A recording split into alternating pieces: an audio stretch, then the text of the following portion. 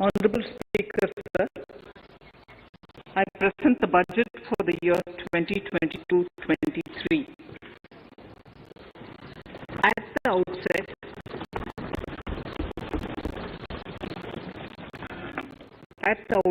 sir, I want to take a moment to express my empathy for those who had to bear adverse health and economic effects of the pandemic. The overall sharp rebound and recovery of the economy is reflective of our country's strong resilience. India's economic growth in the current year is estimated to be 9.2%, highest among all large economies. I recognize we are in the midst of an Omicron wave with high incidence but milder symptoms. Further, the speed and coverage of our vaccination campaign has helped greatly. With an accelerated improvement of health infrastructure in the past 2 years, we are in a strong position to withstand challenges. I am confident that with Sabka Prayas, we will continue our journey with strong growth. Honorable Speaker, we are marking Azadi Ka Amrit Mahotsav and have entered into Amrit Kal, the 25-year-long lead-up to India at 100. Honorable Prime Minister, in his Independence Day address, had set out the vision for India at 100. By achieving certain goals during Amrit Kal, our government aims to attain this vision. They are complementing the macroeconomic level growth focus with a microeconomic level all-inclusive welfare focus, promoting digital economy and fintech, technology-enabled development, energy transition, and climate action, and relying on virtuous cycles starting from private investment with public capital investment, helping to crowd in private investment. Since 2014, our government's focus has been on empowerment of citizens, especially the poor and the marginalized. Measures have included programs that have provided housing, electricity, cooking gas, and access to water. We also have programs for ensuring financial inclusion and direct benefit transfers. We are committed to strengthening the abilities of the poor to tap all opportunities. Our government constantly strives to provide the necessary ecosystem for the middle classes, a vast and wide section which is populated across various middle-income brackets to make use of the opportunities they so desire.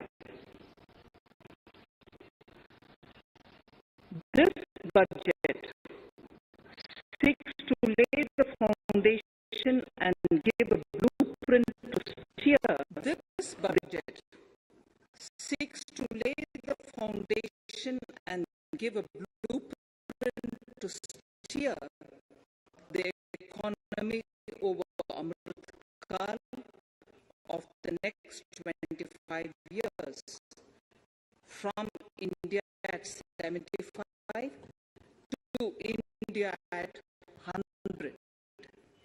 It continues to build on the vision drawn in the budget of 21-22.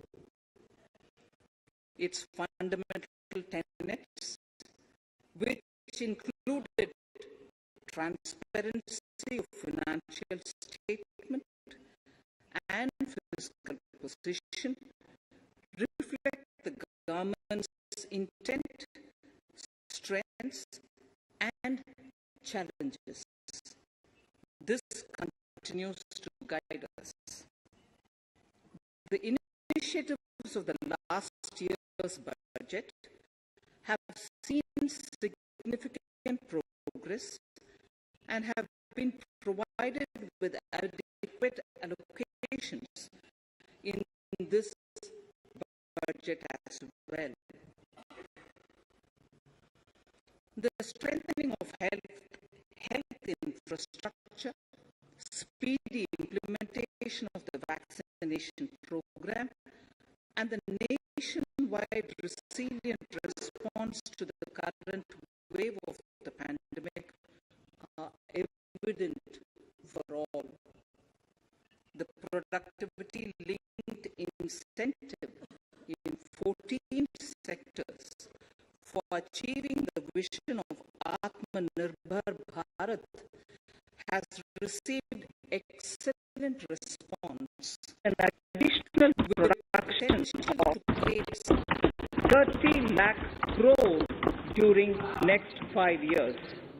Towards implementation of the new public sector enterprise policy, the strategic transfer of ownership of Air India has been completed. The strategic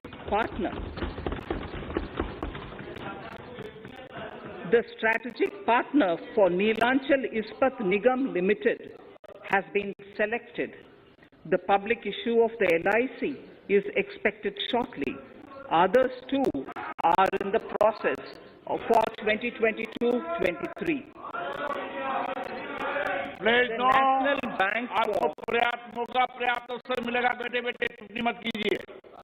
The National Bank for Infrastructure Development and National Asset Reconstruction Company have commenced their activities.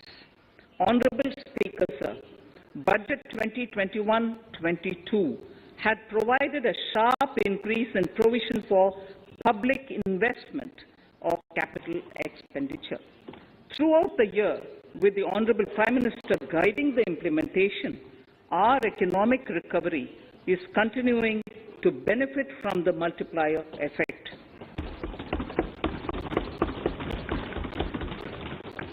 This budget continues to provide impetus for growth.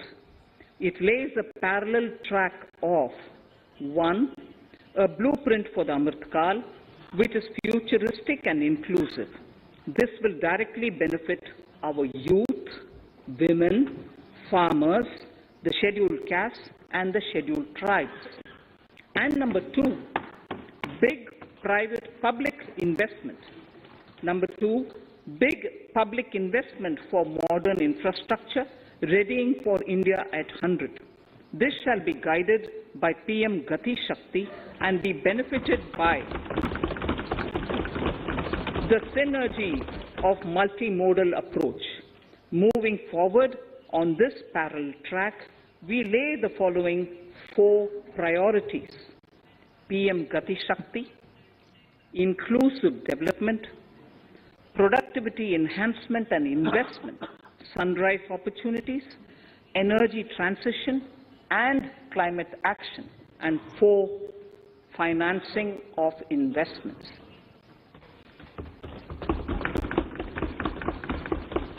PM Gati Shakti.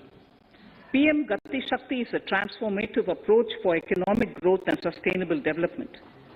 The approach is driven by 7 engines, namely roads, railways, airports, ports, mass transport, waterways, and logistics infrastructure. All 7 engines will pull forward the economy in unison.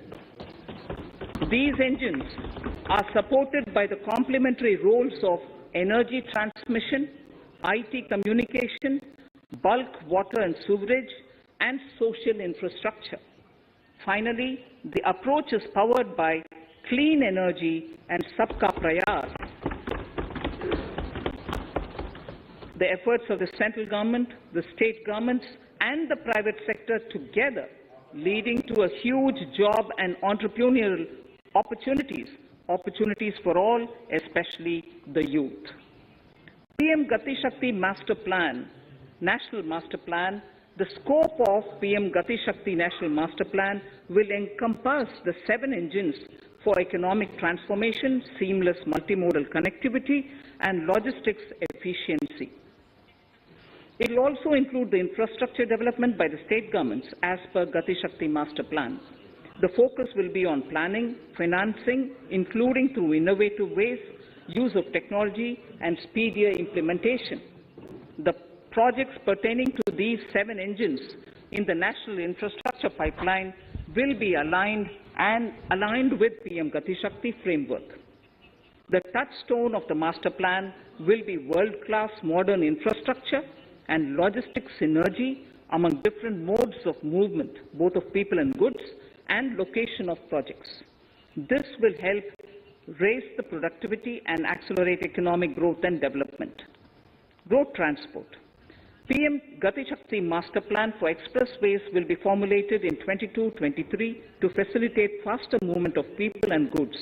The National Highways network will be expanded by 25,000 kilometers in 2022-23.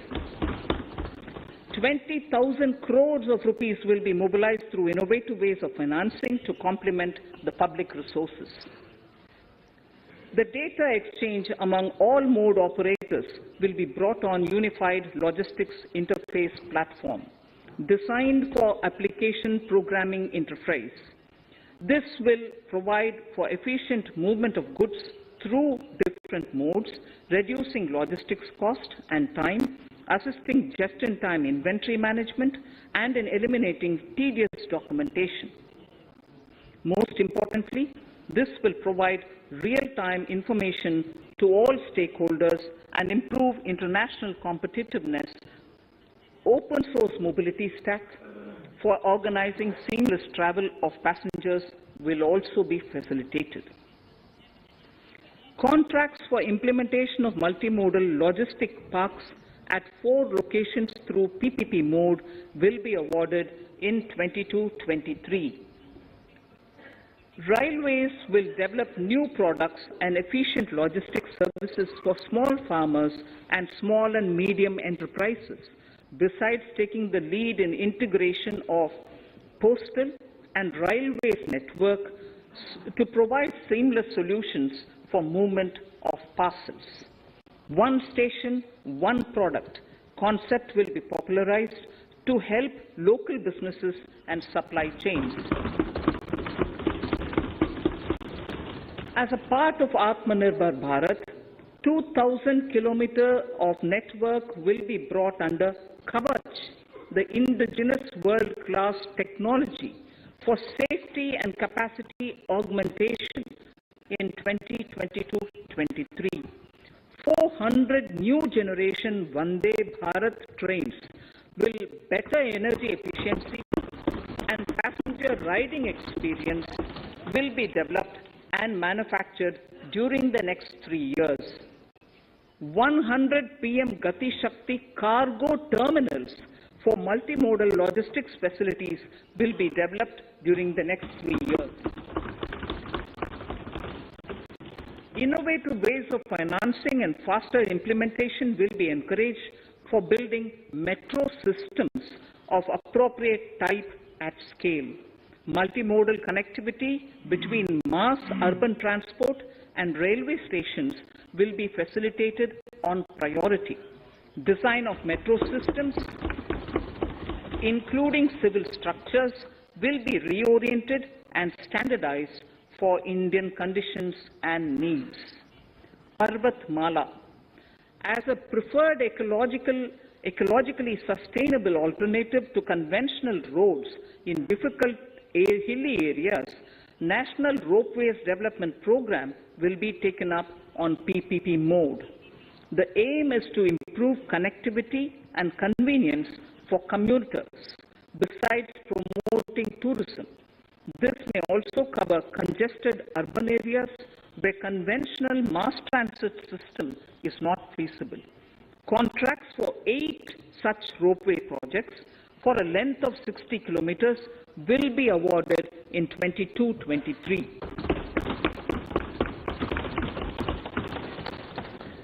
With technical support from the Capacity Building Commission, central ministries, state governments, and their infra agencies will have their skills upgraded.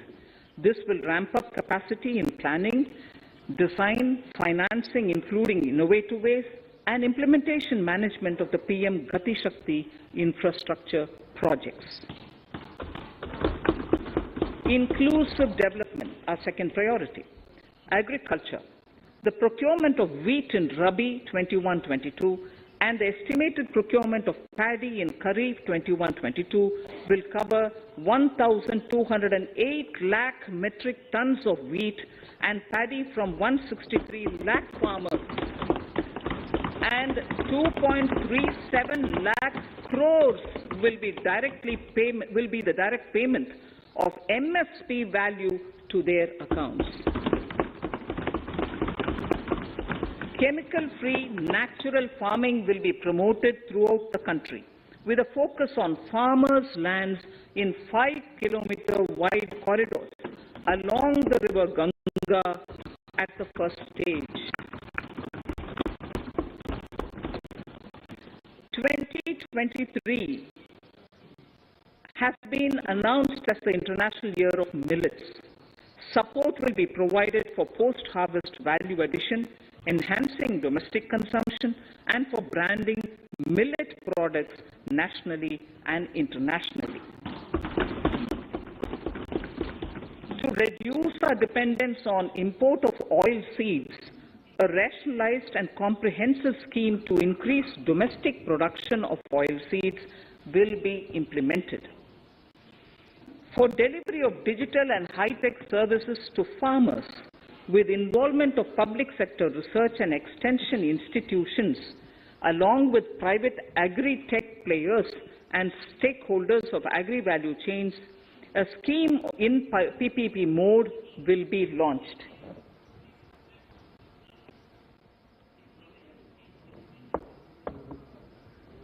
Use of Kisan drones will be promoted for crop assessment, digitization of land records, spraying of insecticides and nutrients.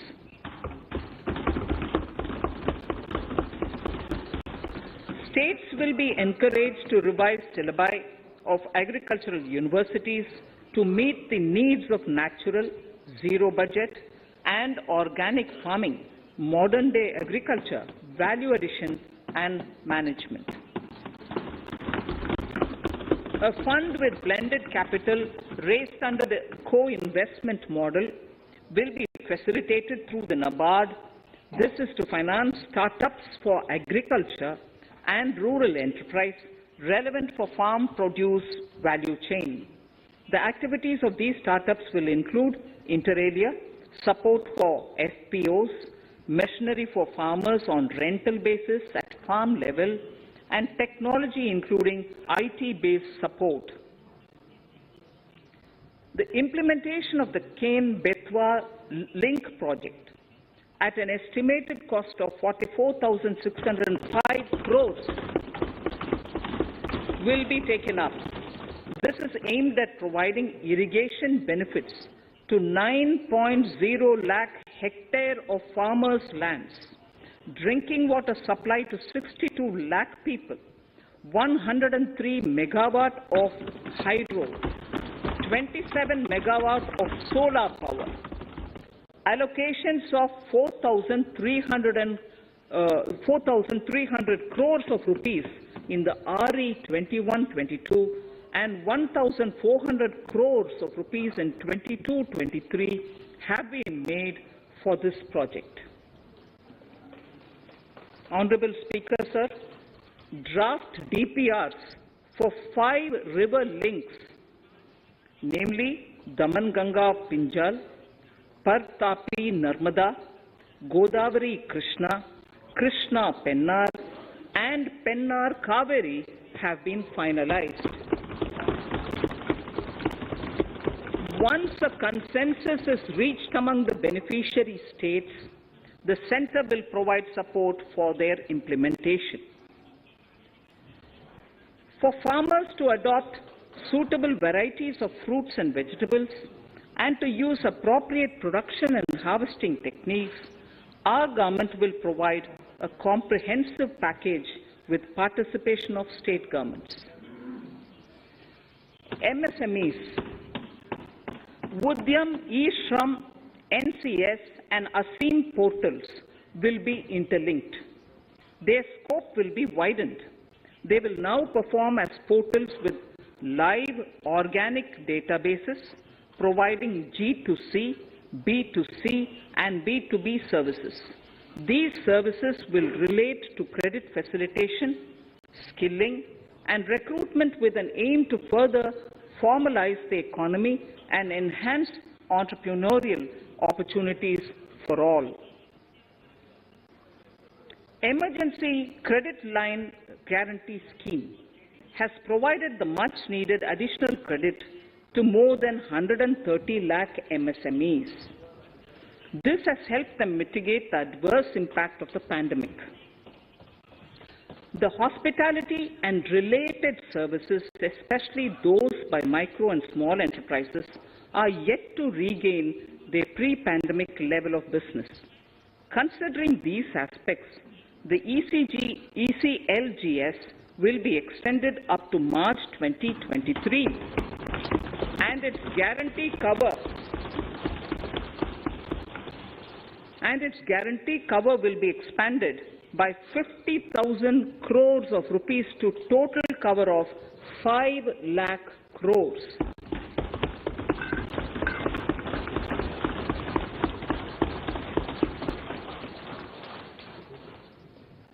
With the additional amount being earmarked exclusively for the hospitality and related sectors.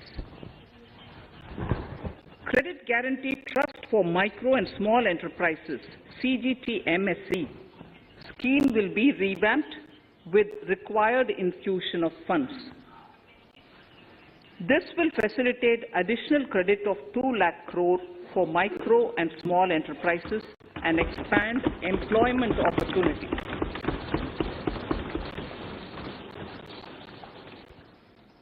Raising and Accelerating MSME Performance (RAMP) program with outlay of 6,000 crore over 5 years will be rolled out. This will help MSME sector become more resilient, competitive, and efficient.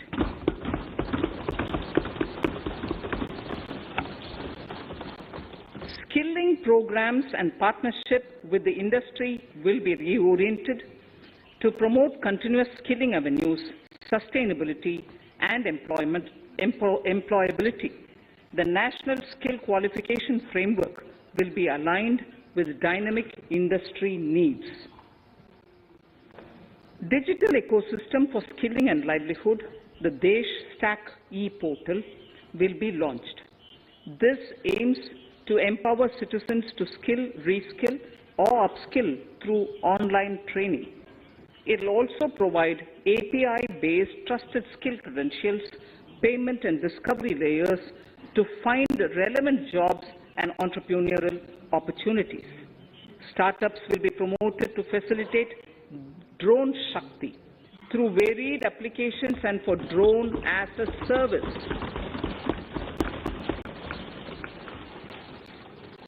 In select ITIs in all states, the required courses for skilling will be started. Due to the pandemic-induced closure of schools, our children, particularly in the rural areas and those from scheduled castes and scheduled tribes and other weaker sections, have lost almost 2 years of formal education. Mostly, these are children in government schools. We recognize the need to impart supplementary teaching and to build a resilient mechanism for education delivery.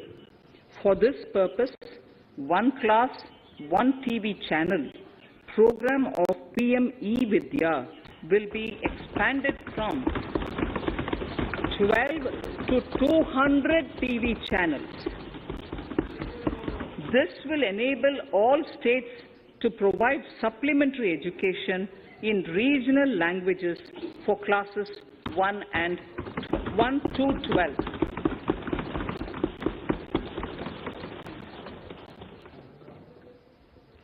High-quality e-content in all spoken languages will be developed for delivery via internet, mobile phones, TV, and through radio and digital teachers.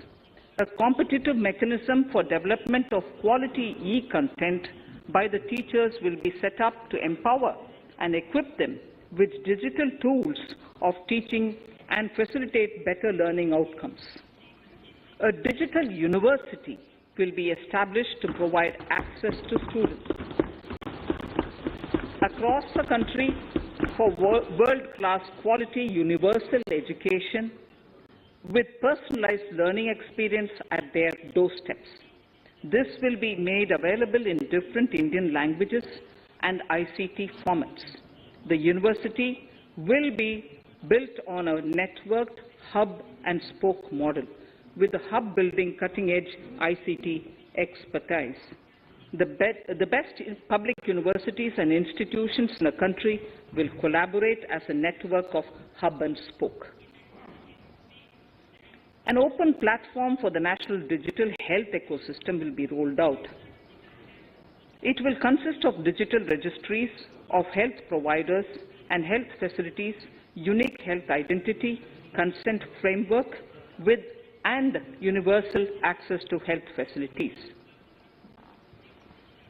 The pandemic has accentuated mental health problems in people of all ages. To better the access to quality mental health counseling and care services, a national Tele mental health program will be launched. This will include a network of 23 Tele mental health centers of excellence, with NIMHANS being the nodal center and International Institute of Information Technology, Bangalore, IIIT Bangalore, providing technology support. Recognizing the importance of Nari Shakti as a harbinger of our bright future and for women-led development, during the Amritkal, our government has comprehensively revamped the schemes of the Ministry of Women and Child Development. Accordingly, 3 schemes, namely Mission Shakti, Mission Vatsalya, Saksham Anganwadi and Poshan 2.0 were launched recently to provide integrated benefits to women and children. Saksham Anganwadis are a new generation Anganwadis that have better infrastructure and audio-visual aids,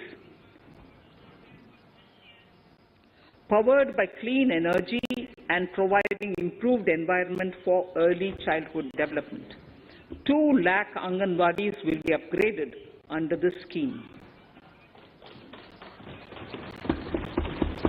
Current coverage of Har Ghar Nal Se Jal is 8.7 crores. Of this, 5.5 crore households were provided tap water in last 2 years itself. Allocation of 60,000 crores of rupees has been made with an aim to cover 3.8 crore households in 2022 and 23. In 22-23, 80 lakh houses will be completed for the identified eligible beneficiaries of the PM Awas Yojana, both rural and urban. 48,000 crores is allotted for this purpose. The central government will work with the state governments for reduction of time required for all land and construction-related approvals, for promoting affordable housing for middle class and for the economically weaker sections in urban areas. We should also work with the financial sector, regulators, to expand access to capital along with reduction in cost of intermediaries. A new scheme, Prime Minister's Development Initiative for the Northeast, will be implemented through the Northeastern Council. It will fund infrastructure in the spirit of PM Gati Shakti and social development projects based on felt needs of the Northeast. This will enable livelihood activities for youth and women, filling the gaps in various sectors. It will not be a substitute for existing central or state schemes. While the central ministries may also post their candidate projects, priority will be given to those posted by the states. an initial allocation of 1,500 crores of rupees will be made, and the initial list of projects is given in Annexure 1 of my speech. Our vision to improve the quality of life of citizens in the most backward districts of the country through Aspirational Districts program has been translated into reality in a very short span of time. 95% of those 112 districts have made significant progress in key sectors such as health, nutrition, financial inclusion, and basic infrastructure. They have surpassed even some of the state average values.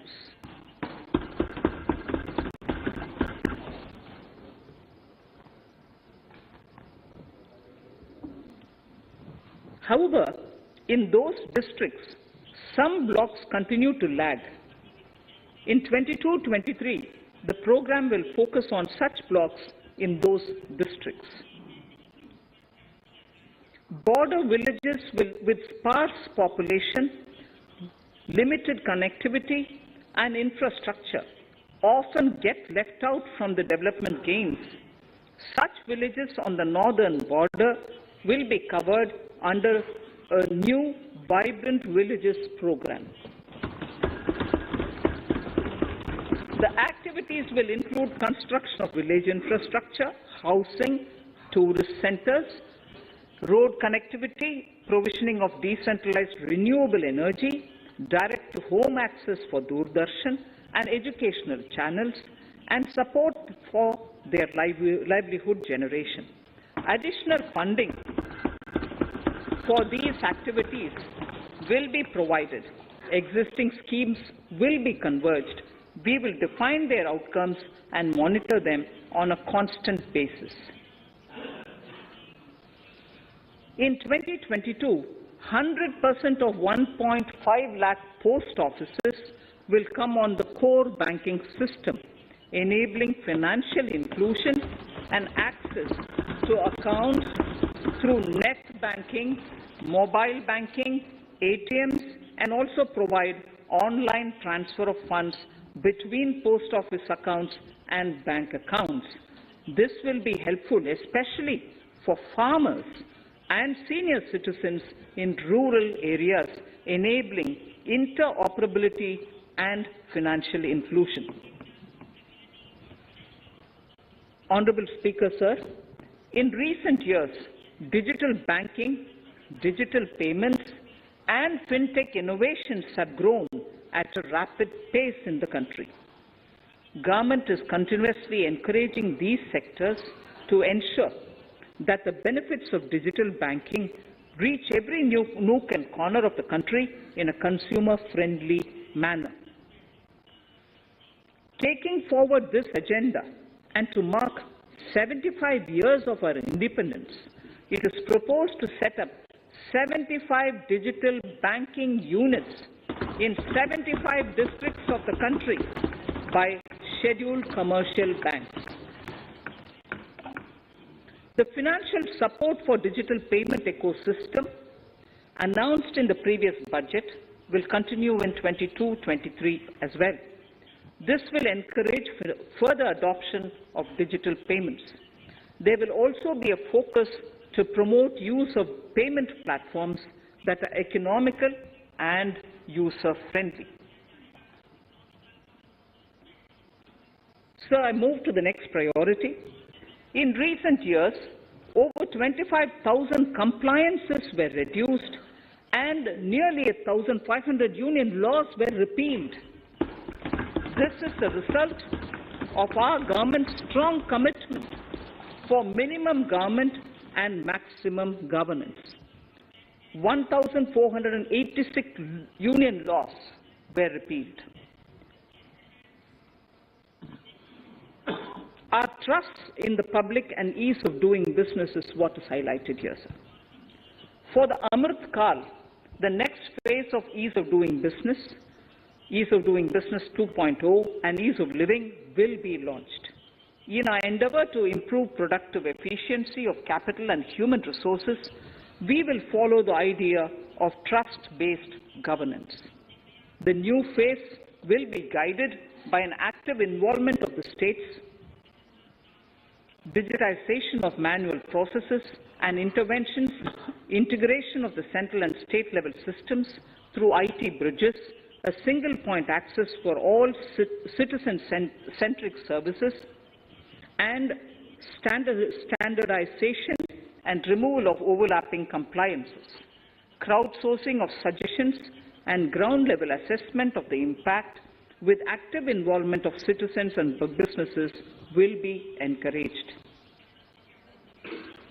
A single window portal, Parivesh, for all green clearances was launched in 2018. It has been instrumental in reducing the time required for approvals significantly. The scope of this portal will be expanded to provide information to the applicants based on location of units. Information about specific approvals will be provided. It will enable application for all 4 approvals through a single form and tracking of the process through Centralized Processing Center Green, CPC Green. E-passports.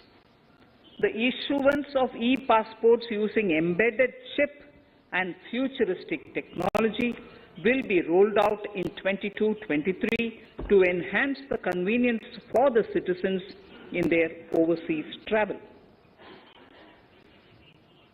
By the time of India at 100, nearly half our population is likely to be living in urban areas.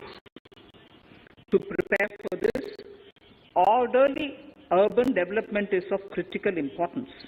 This will help realize the country's economic potential, including livelihood opportunities for the demographic dividend. For this, on the one hand, we need to nurture the megacities and their hinterlands to become current centers of economic growth.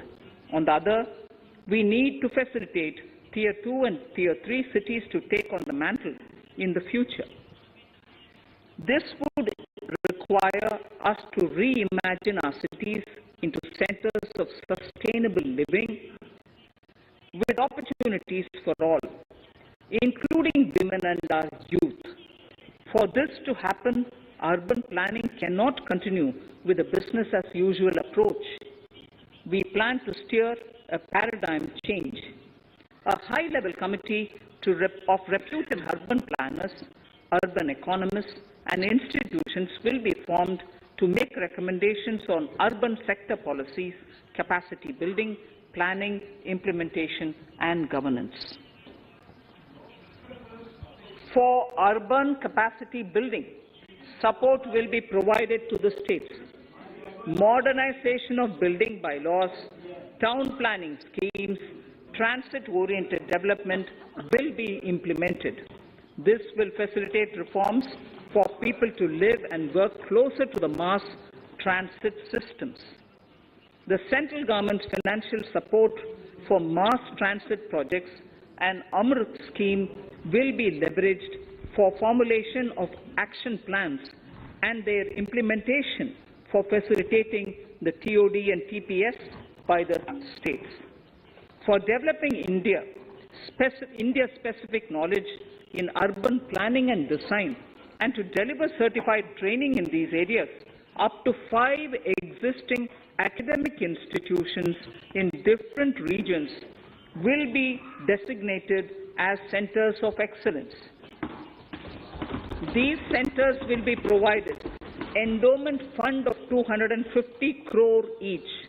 In addition, the AICTE will take the lead to improve syllabi, quality and access of urban planning courses in other institutions. We will promote a shift to use of public transport in urban areas. This will be complemented by clean tech and governance solutions, special mobility zones with zero fossil fuel policy and EV vehicles. Battery swapping policy. Considering the constraint of space in urban areas, For setting up charging stations at scale, a battery swapping policy will be brought out and interoperability standards will be formulated.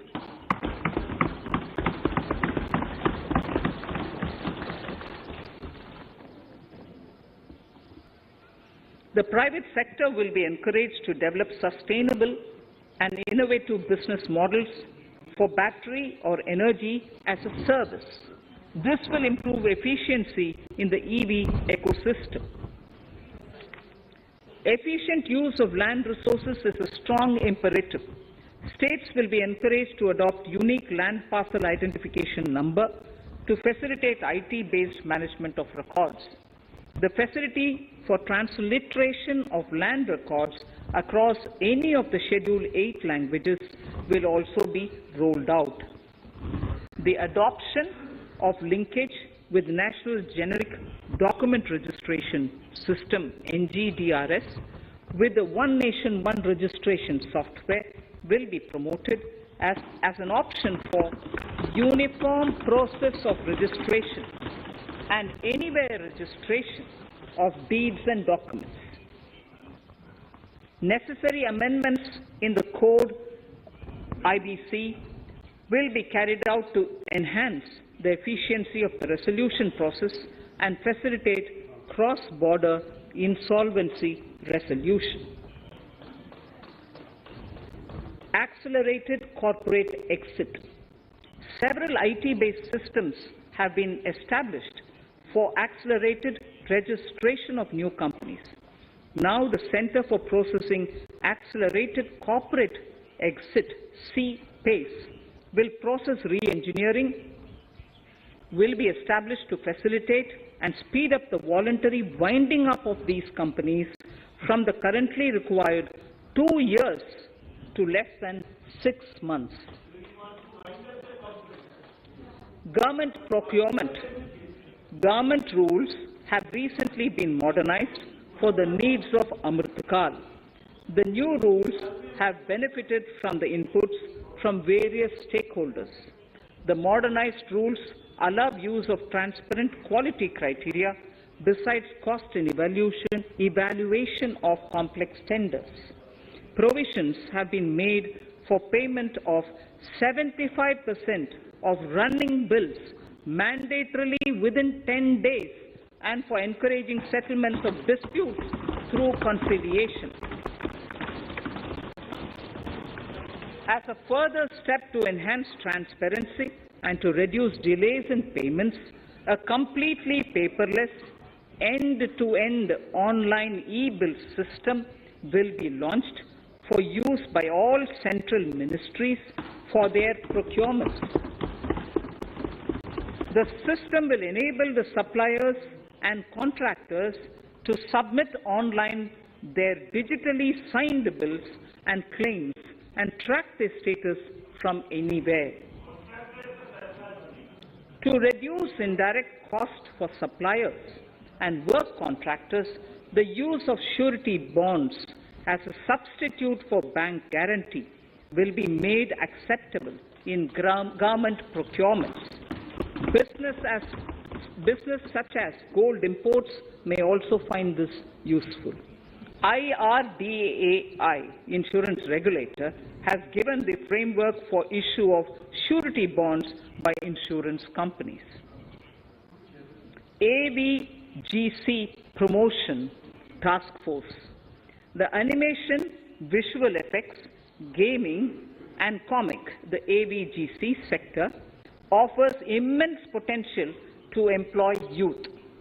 An AVGC Promotion Task Force with all stakeholders will be set up to recommend ways to realize this and build domestic capacity for serving our markets and the global demand. Telecom sector. Telecommunications in general and 5G technology in particular can enable growth and offer job opportunities.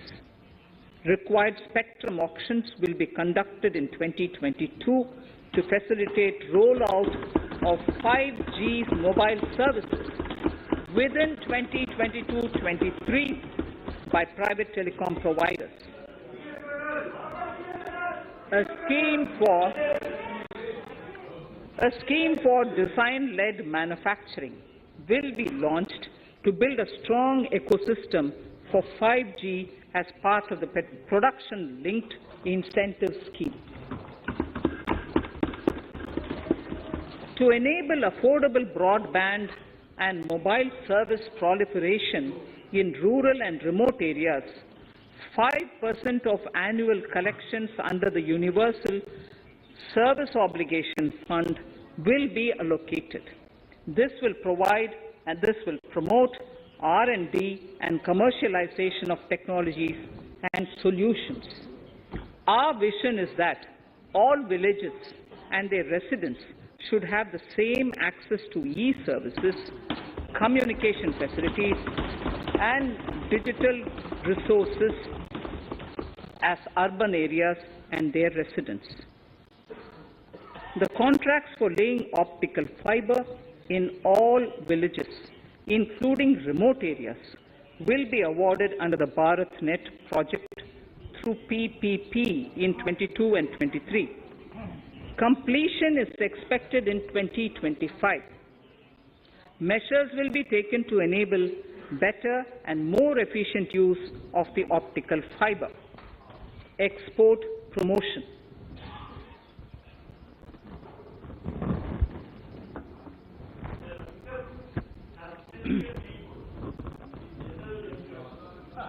The Special Economic Zones Act will be replaced with a new legislation that will enable the states to become partners in development of enterprise and service hubs. This will cover all large existing and new industrial enclaves to optimally utilize available infrastructure and enhance competitiveness of exports. Atmanirbharta in defense. Our government is committed to reducing imports and promoting Atmanirbharta in equipment for the armed forces. 68% of the capital procurement budget will be earmarked for domestic industry in 22-23, up from 58% in 21-22. Defense R&D will be opened up for industry, startups and academia, with 25% of defense R&D budget earmarked. Private industry will be encouraged to take up design and development of military platforms and equipment in collaboration with DRDO and other organizations through SPV model. An independent nodal umbrella body will be set up for meeting wide-ranging testing and certification requirements. Artificial intelligence, geospatial systems and drones, semiconductor and its ecosystem, space economy, genomics and pharmaceuticals, green energy and clean mobility systems have immense potential to assist sustainable development at scale and modernize the country. They provide employment opportunities for our youth and make Indian industry more efficient and competitive. Supportive policies, light touch regulations, facilitative actions to build domestic capacities and promotion of research and development will guide the government's approach.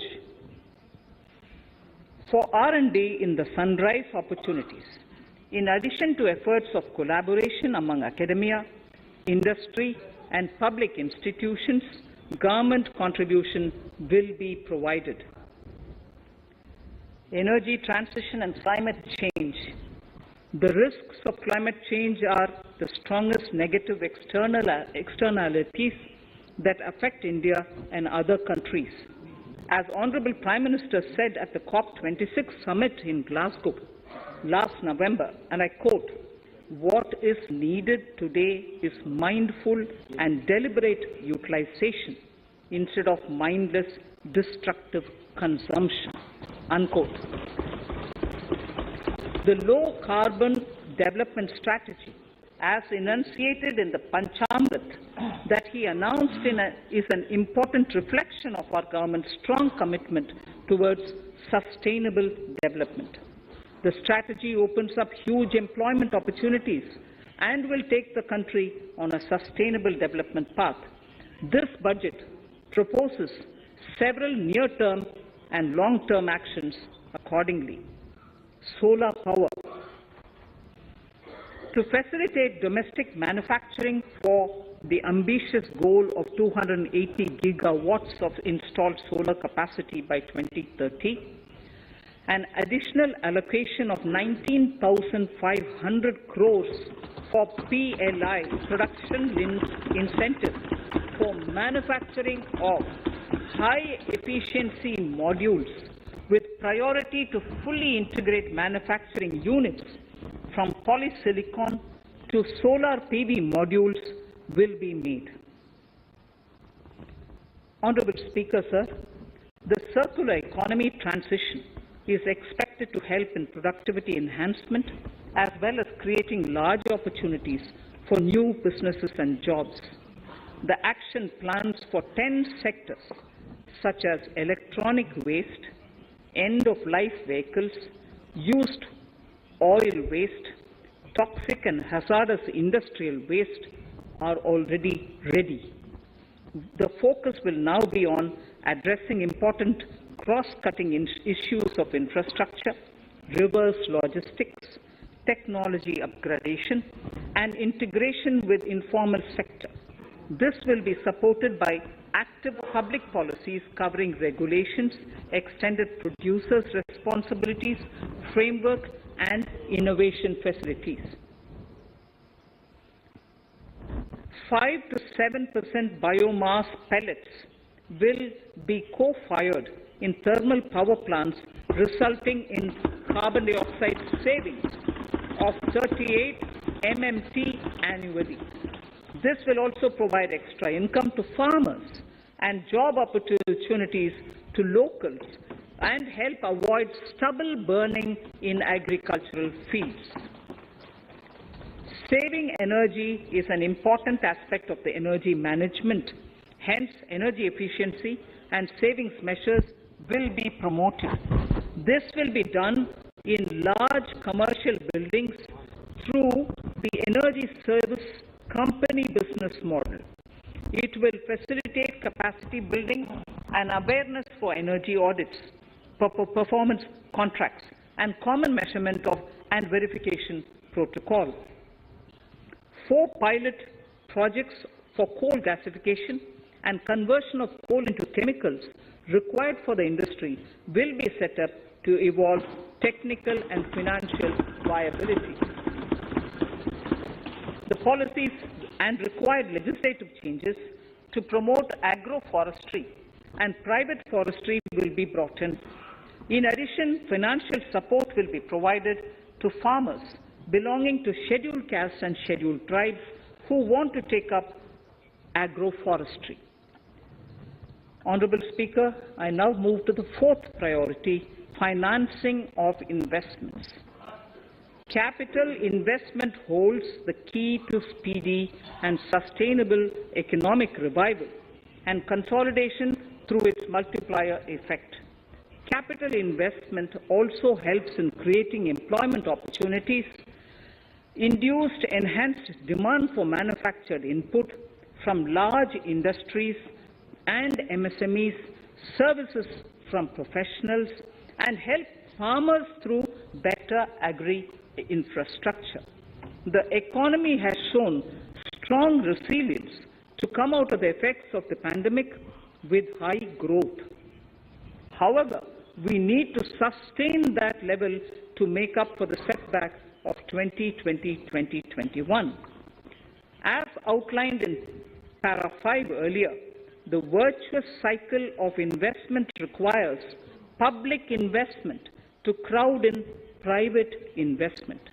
At this stage, private investments seem to require that support to rise to their potential and to the needs of the economy. Public investment must continue to take the lead and prime the private investment and demand in 2022-23. Considering the above imperative, the outlay for capital expenditure in the Union budget is once again being stepped up sharply by 35.4% from 5.54 lakh crore in the current year to 7.50 lakh crores in 22-23. This has increased to more than 2.2 times the expenditure of 2019-20. This outlay in 22-23 will be 2.9% of the GDP. Effective capital expenditure, with this investment taken together with the provision made for creation of capital assets through grants and aid to states, the effective capital expenditure of the central government is estimated at 10.68 lakh crores in 22-23, which will be about 4.1% of the GDP. Green bonds. As a part of the government's overall market borrowings in 22-23, sovereign green bonds will be issued for mobilizing resources for green infrastructure. The proceeds will be deployed in public sector projects, which help in reducing the carbon intensity of the economy. GIFT IFSC. World-class foreign universities and institutions will be allowed in the GIFT city to offer courses in the financial management, fintech, science, technology, engineering, and mathematics, free from domestic regulations, except those by the IFSCA, to facilitate availability of high-end human resources for financial services and technology. An international arbitration center will be set up in the GIFT city for timely settlement of disputes under international jurisprudence. Services for global capital for sustainable and climate finance in the country will be facilitated in the GIFT city. Infrastructure status. Data centers and energy storage systems, including dense charging infrastructure and grid-scale battery systems, will be included in the harmonized list of infrastructure. This will facilitate credit availability for digital infrastructure and clean energy storage. Venture capital and private equity invested more than 5.5 lakh crores last year, facilitating one of the largest startup growth systems. Scaling up this investment requires a holistic examination of regulatory and other frictions. An expert committee will be set up to examine and suggest appropriate measures. Government-backed funds, NIIF and SIDBI, Fund of Funds, have provided scale capital, creating a multiplier effect. For encouraging important sunrise sectors such as climate action, deep tech, digital economy, pharma, and agri-tech, the government will promote these thematic funds for blended finance, with the government share being limited to 20% and the funds being managed by private fund managers. For financing the infrastructure needs, the stepping up of public investment will need to be complemented by private capital at a significant scale. Measures will be taken to enhance financial viability of projects, including PPP, with technical and knowledge assistance from multilateral agencies. Enhancing financial viability shall also be obtained by adopting global best practices, innovative ways of financing, and balanced risk allocation. Digital rupee.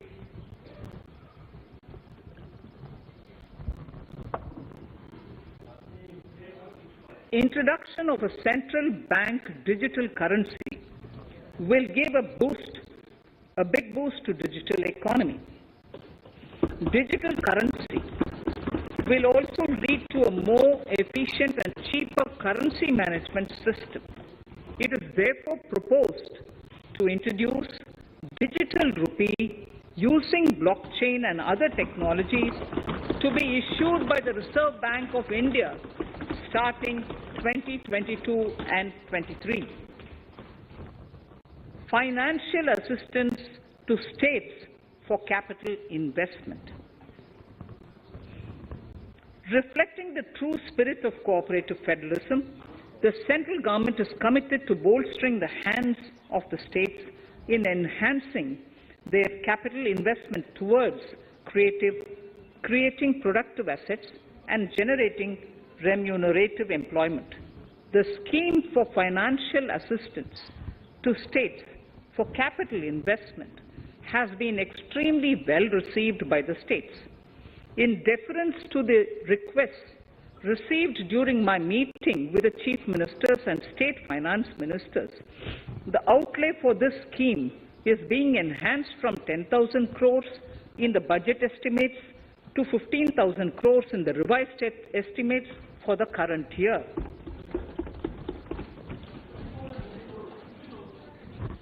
For 22-23,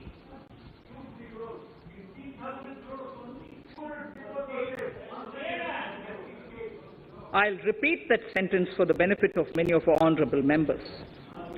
In deference to the requests received during my meeting with Chief Ministers and State Finance Ministers, the outlay for this scheme is being enhanced from 10,000 crores in the BE to 15,000 crores, 15,000 crores in the RE of the current year. For 22-23, the allocation is 1 lakh crores to assist the states in catalyzing the overall investments in the economy. These 50-year interest-free loans are over and above the normal borrowings allowed to the states, are over and above the normal borrowings to the states. This allocation will be used for PM Gati Shakti related and other productive capital investments of the states. It will also include components for supplemental funding for priority segments of PM Gram Sadak Yojana, including support for the state's share, digitization of the economy, including digital payments and completion of OFC network, and reforms related to building bylaws, town planning schemes, transit-oriented development, and transferable development rights.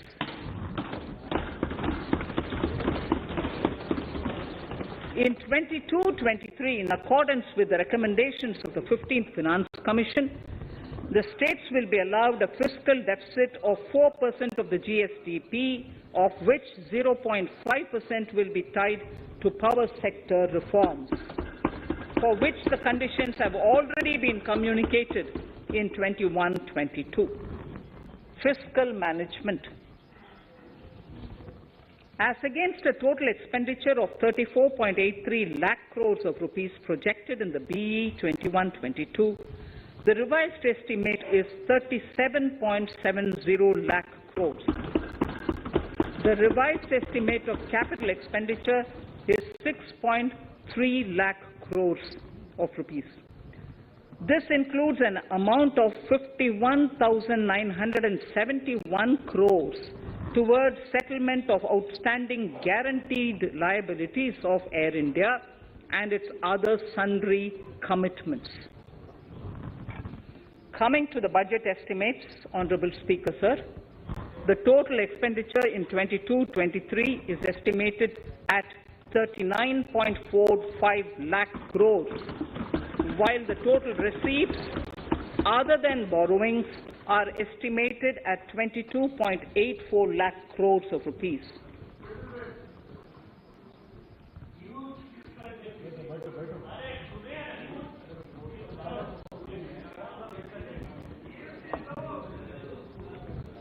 The revised fiscal deficit, Honourable Speaker, in the current year is estimated at 6.9% of the GDP, as against 6.8% projected in the budget estimates. The fiscal deficit is in 22-23 is estimated at 6.4% of the GDP, which is consistent with the broad path of the fiscal consolidation announced by me last year to reach a fiscal deficit level below 4.5% by 25-26. While setting the fiscal deficit level in 22-23, I am conscious of the need to nurture growth through public investment to become stronger and sustainable. I will now move to Part B of my speech.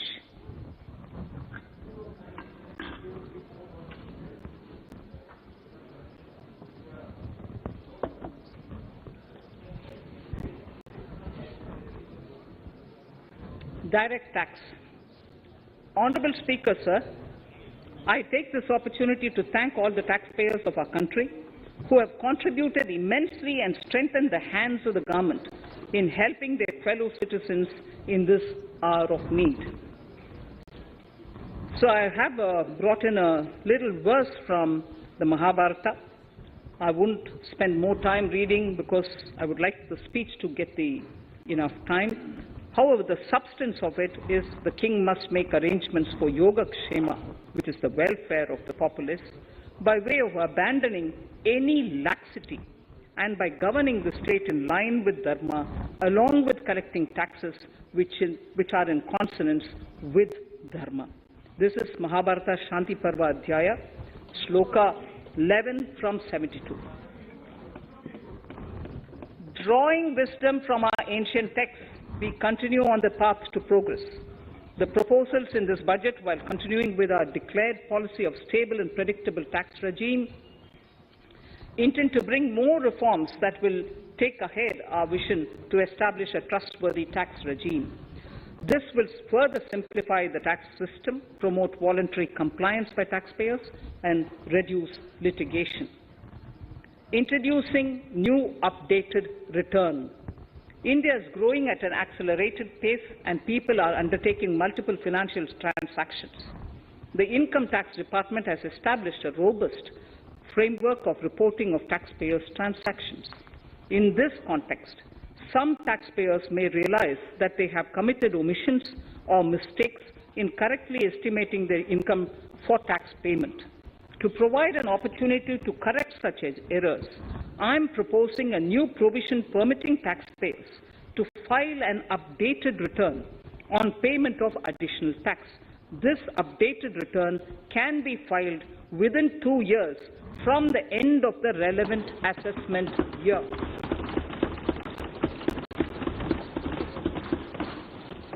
Honourable Speaker, sir, presently, if the department finds out that some income has been missed out by an assessee, it goes through a lengthy process of adjudication.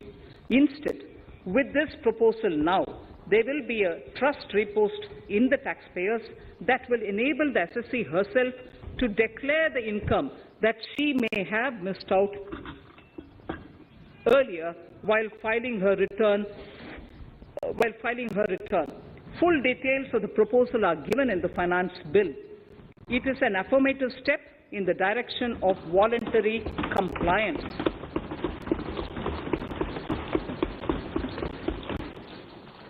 Reduced alternative minimum tax rate and surcharge for co-operatives. Currently, cooperative societies are required to pay alternate minimum tax at the rate of 18 and 1.5%. However, companies pay the same rate the same, which is the alternate minimum tax, at the rate of 15%. To provide a level playing field between cooperative societies and companies, I propose to reduce this rate for the cooperative societies also to 15%.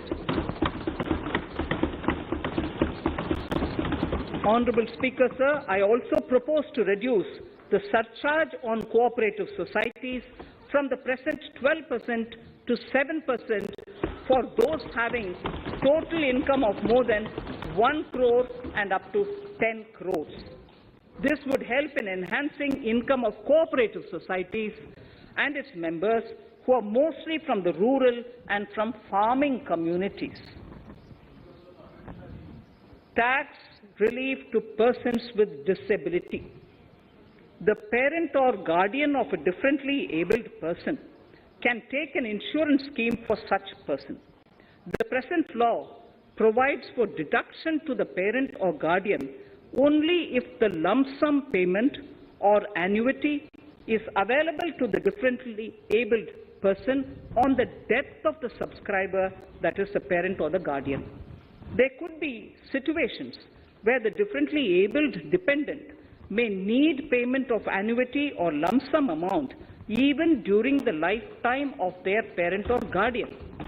I propose thus to allow the payment of annuity and lump sum amount to the differently abled dependent during the lifetime of the parent and guardians, that is parent or guardians, attaining the age of 60 years.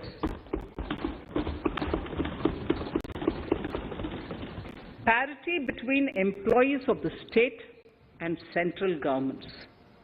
At present, the central government contributes 14% of the salary of its employee to the National Pension System, NPS, Tier 1. This is allowed as a deduction in computing the income of the employee.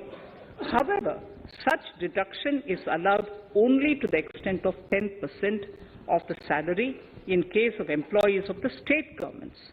To provide equal treatment to both central and state government employees, I propose to increase the tax deduction limit from 10% to 14% on employers' contribution to the MPS account of state government employees as well.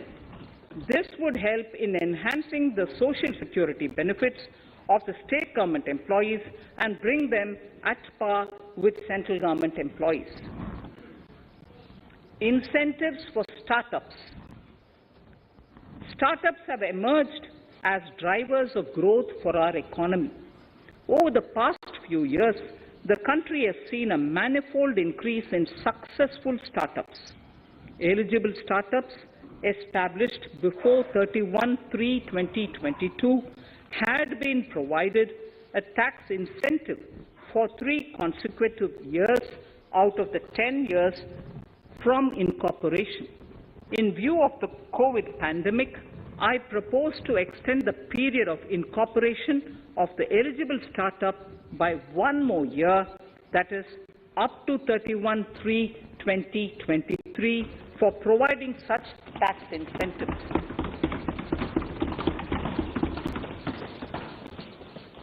Incentives for newly incorporated manufacturing entities under concessional tax regime.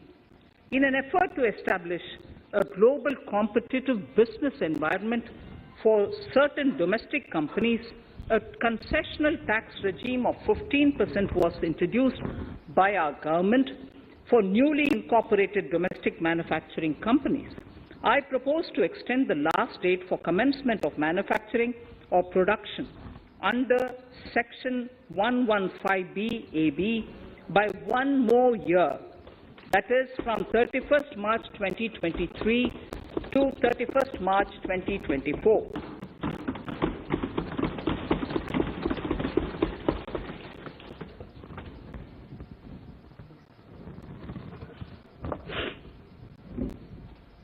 Scheme for taxation of virtual digital assets.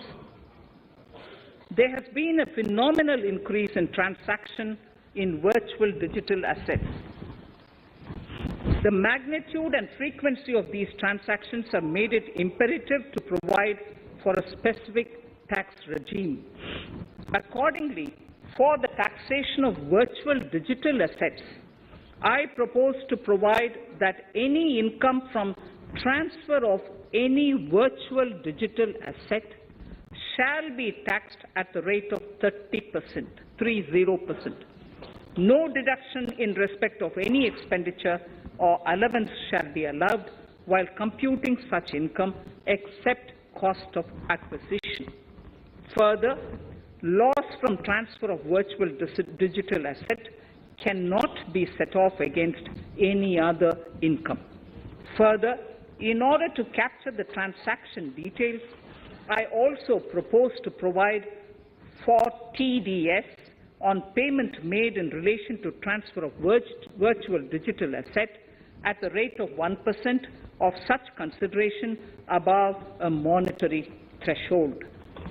Gift of virtual digital asset is also proposed to be taxed in the hands of the recipient.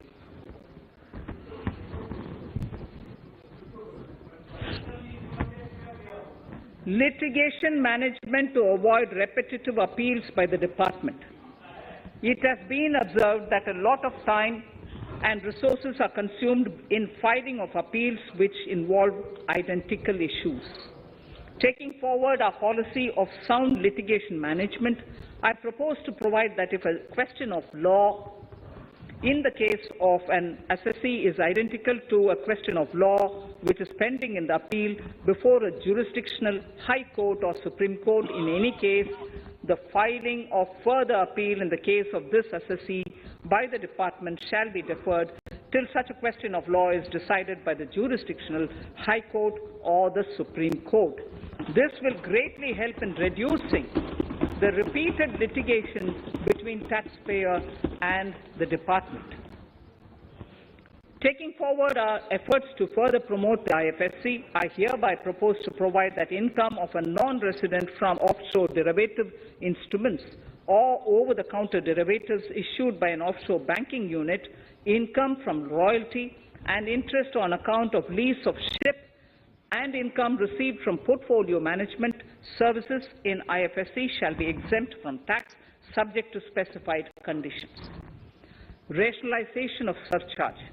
In the globalized business world, there are several work contracts whose terms and conditions mandatorily require formation of a consortium. The members in the consortium are generally companies. In such cases, the income of these AOPs has to suffer a graded surcharge up to 37%, which is a lot more than surcharge on the individual companies. Accordingly, I propose to cap the surcharge of these AOPs at 15%, 15%.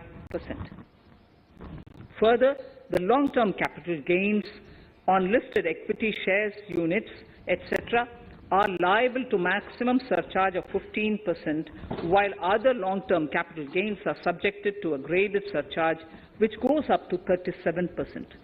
I propose to cap the surcharge on long-term capital gains arising on transfer of any type of assets at 15%. This step will give a boost to startup community, and along with my proposal on the extended tax benefits to manufacturing companies and startups, reaffirms our commitment to Atmanirbhar Bharat. Clarification in relation to health and education cess as business expenditure. The income tax is not an allowable expenditure for computation of business income. This includes tax as well as surcharges. The health and education cess is imposed as an additional surcharge on the taxpayer for funding specific government welfare programs. However, some courts have allowed health and education cess as business expenditure, which is against the legislative intent. To reiterate the legislative intent, I propose to clarify that any surcharge or cess on income and profits is not allowable as business expenditure. Deterrence against tax evasion. Honourable Speaker, sir, presently there is ambiguity regarding set-off of brought-forward loss against undisclosed income detected in search operations. It has been observed that in many cases where undisclosed income or suppression of sales, etc., is detected, payment of tax is avoided by setting off of losses.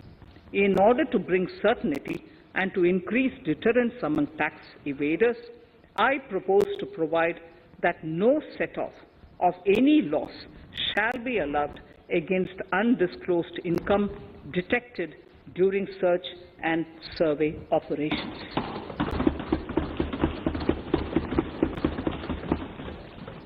It has been noticed that as a business promotion strategy, there is a tendency on businesses to pass on benefits to their agents. Such benefits are taxable in the hands of the agents. In order to track such transactions, I propose to provide for tax deduction by the person giving benefits if the aggregate value of such benefits exceeds 20,000 rupees during the financial year. A few other changes are being made, the details of which are there in the finance bill. Indirect taxes. So, remarkable progress in GST. GST has been a landmark reform of independent India, showcasing the spirit of cooperative federalism. While aspirations were high, there were huge challenges too. These challenges were overcome deftly and painstakingly under the guidance and the oversight of the GST Council. We can now take pride in a fully IT-driven and progressive GST regime that has fulfilled the cherished dream of India as one market, one tax. There are still some challenges remaining, and we aspire to meet them in the coming year. The right balance between facilitation and enforcement has engendered significantly better compliance, and enforcement has engendered better compliance. GST revenues are buoyant despite the pandemic. I would bring in something which I've got to know this morning, not part of my speech, but worth putting in here for the knowledge of the Honourable House. I would like to bring to the notice of this House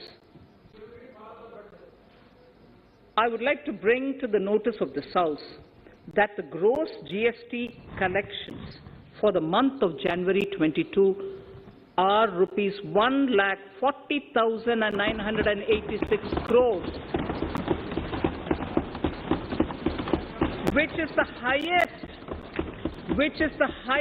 since the inception of GST. This has been possible due to rapid economic growth, recovery, post-COVID,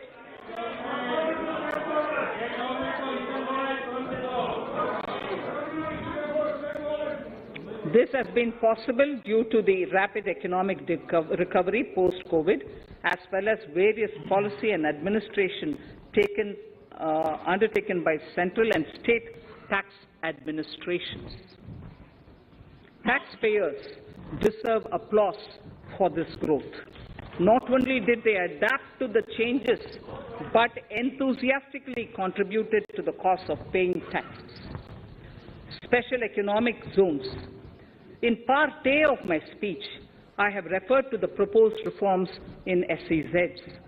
Alongside, we will also undertake reforms in customs administration of SEZs, and it shall henceforth be fully IT-driven and function on the Customs National Portal with a focus on higher facilitation and with only risk-based checks.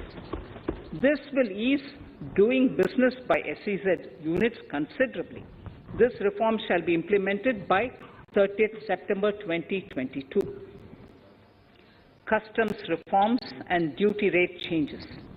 Customs administration has reinvented itself over the years through liberalized procedures and infusion of technology.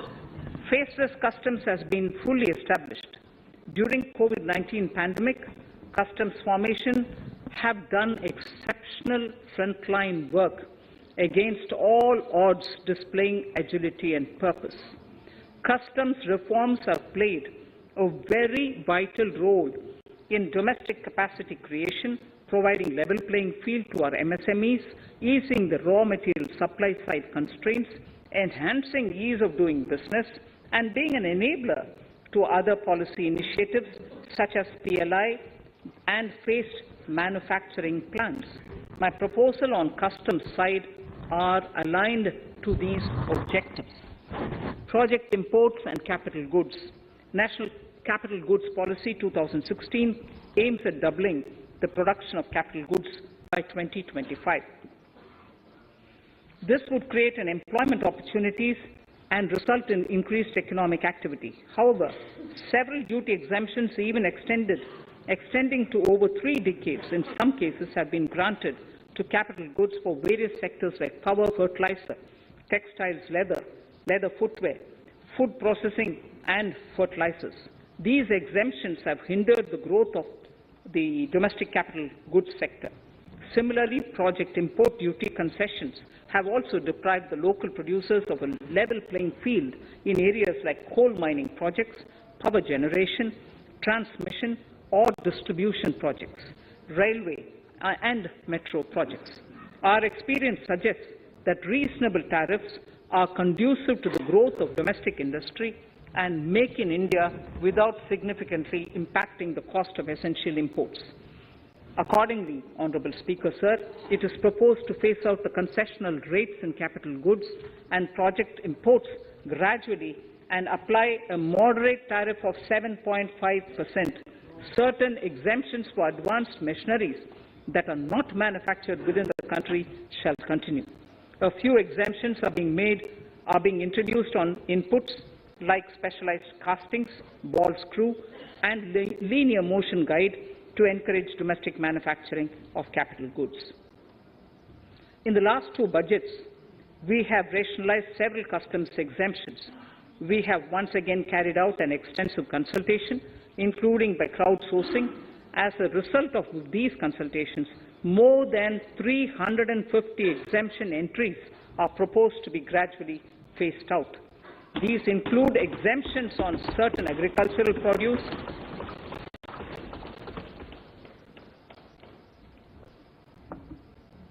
chemicals, fabrics, medical devices and drugs, and medicines for which sufficient domestic capacity exists.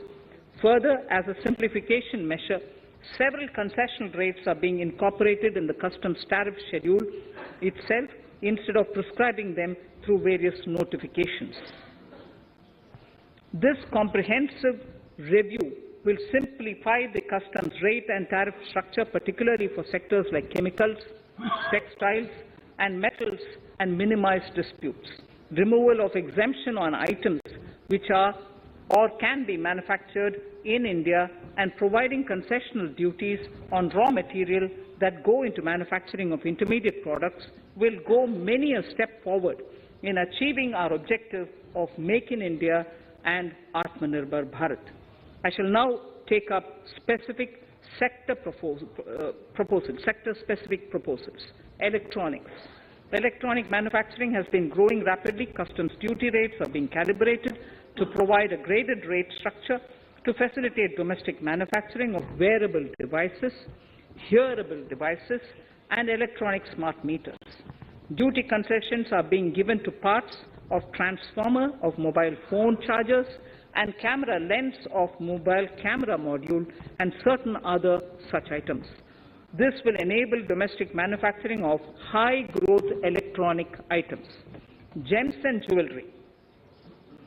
To give a boost to the gems and jewellery sector, customs duty on cut and polished diamonds and gemstones is being reduced to 5%. Simply sawn diamond would attract nil customs duty. To facilitate export of jewellery through e-commerce, a simplified regulatory framework shall be implemented by June this year to disincentivize import of undervalued imitation jewellery the customs duty on imitation jewelry is being prescribed in a manner that a duty of at least 400 rupees per kg is paid on its import. Chemicals. Customs duty on certain critical chemicals, namely methanol, acetic acid, and heavy feedstocks for petroleum refining, are being reduced, while duty is being raised on sodium cyanide, for which adequate capacity in the domestic arena exists. These changes will help in enhancing domestic value addition. MSMEs. Duty on umbrellas is being raised to 20%. Exemption to parts of umbrellas is being withdrawn. Exemption is also being rationalized on implements and tools for agricultural sector which are manufactured in India. Customs duty exemption given to steel scrap last year is being extended for another year to provide relief to MSME secondary steel producers.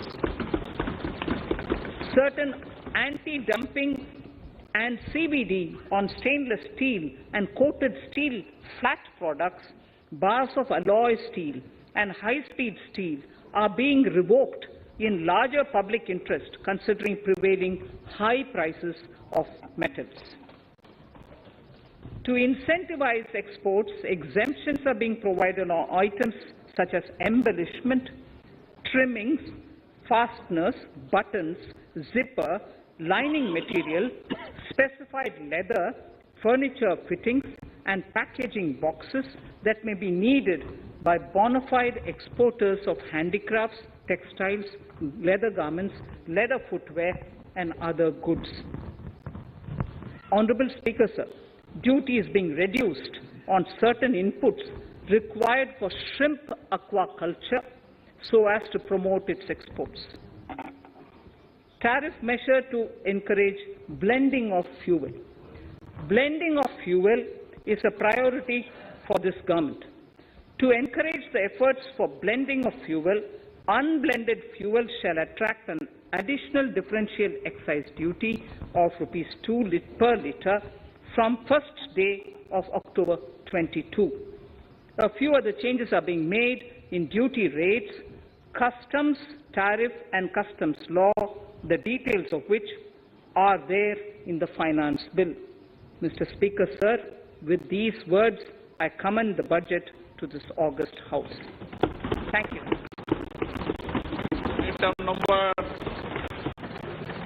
Item number 2, Srimati Nirmala Sitharaman ji.